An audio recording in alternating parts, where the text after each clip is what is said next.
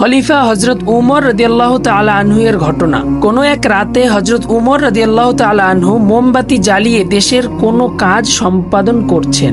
ঠিক এমন সময় হযরত উমর রাদিয়াল্লাহু তাআলা আনহু এর পরিবারের কিছু সদস্য তার কাছে আগমন করলেন। কিন্তু মজার বিষয় হলো তখনই হযরত উমর রাদিয়াল্লাহু তাআলা আনহু তার মোমবাতিটি নিভিয়ে দিলেন এবং সাথে সাথে আরেকটি মোমবাতি জ্বালিয়ে দিলেন। এরপর অতিথিদের খোঁজ খবর দিতে লাগলেন। মেহমানদের থেকে কৌতূহলী এক ব্যক্তি উমর রাদিয়াল্লাহু তাআলা আনহুকে জিজ্ঞেস করলেন, হে আমিরুল মুমিনিন, আপনি আমাদের দেখে কেন আগের মোমবাতিটি নিভিয়ে দিলেন এবং নতুন করে এই বাতিটি জ্বালালেন? খলিফা হযরত উমর রাদিয়াল্লাহু তাআলা আনহু বললেন, আগের মোমবাতিটি ছিল রাষ্ট্রীয় সম্পদের। আমি এই মোমবাতিটি দিয়ে রাষ্ট্রীয় কাজ করতেছি, কিন্তু তোমরা আমার আত্মীয়, তোমাদের সাথে আমার ব্যক্তিগত অনেক কথাই হবে।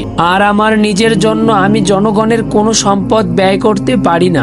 আর এসব সম্পদের বিষয়ে আল্লাহর কাছে আমাদেরকে জবাবদিহি করতে হবে। তাই তোমাদেরকে দেখে আমি ওই মোমবাতিটি জ্বালালাম। হযরত উমর রাদিয়াল্লাহু তাআলা আনহু এর জবাবে তার মেহমান অবাক হলেন, কারণ তারা এসেছেন আত্মীয়তার সুযোগে কোনো সুবিধা লাভ করার জন্য। কিন্তু তার এই জবাবে তারা হতভম্ব হয়ে আর কোনো আবদার রাখতে পারল না, কারণ সামান্য মোমবাতি নিয়ে খলিফার মধ্যে এত সতর্কতা, যা দেখে তারা আর কোনো কিছু বলতে সাহস পেল না। প্রিয় শ্রোতা, আমরা অনেকেই অনেকের জিনিস নিয়ে নিজের কাজে ব্যবহার করি, কিন্তু আমাদের রাসূল, আমাদের সাহাবীগণ তারা এমনটা করেনি। মহান রব্বুল আলামিন আমাদেরকে আমাদের রাসূল এবং সাহাবীদের অনুসরণ করে চলার তৌফিক দান করুন। আমিন।